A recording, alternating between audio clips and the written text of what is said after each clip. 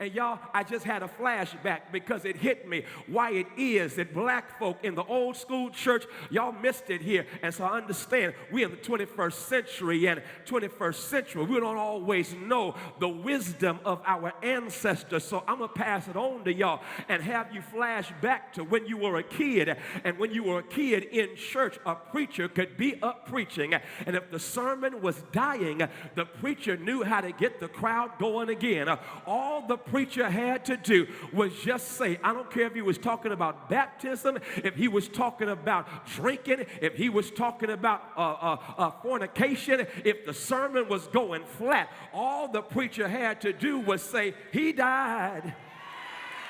And if the preacher said he died, sleeping saints would wake up and they'd say, go ahead, Reverend. And once he said he died, they knew where he was going next because he had to paint the picture in the poetic, prophetic brilliance of black preaching.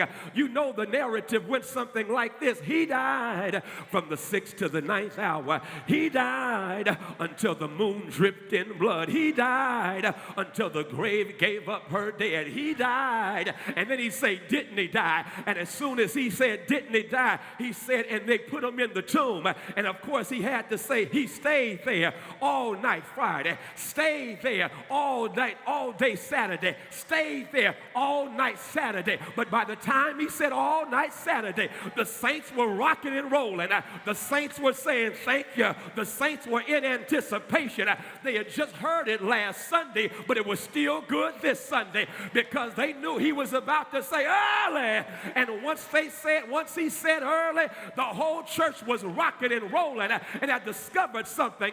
They celebrated the resurrection every time they came together because they knew if you're going to make it through a Good Friday world, you got to have a resurrection faith. Is there anybody here who's glad that he died, but you got more glad that he got up on Sunday, and because he got up, you can't stay down? And so watch it. So that's chapter 15. And he wraps up chapter 15 shouting. He said, thanks be to God who gives us the victory in Jesus Christ.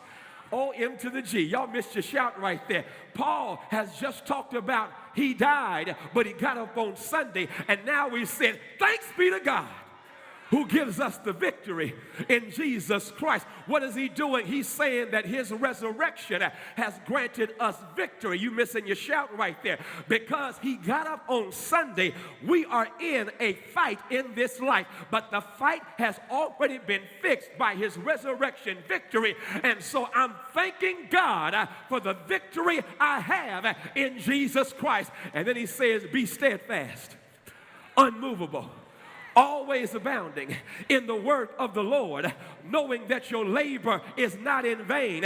And then he says, and now concerning the collection. Ain't no break in the original. He goes from resurrection theology to practical application.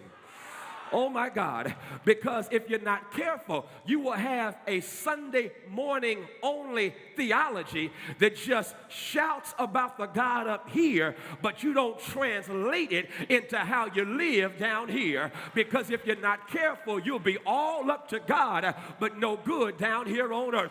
God, deliver me from a faith that is only up to God. I need to know that the God who is up there operates down here in me, around me, and through me, making a difference with me. I need to know God is able. And Friendship West Baptist Church, come experience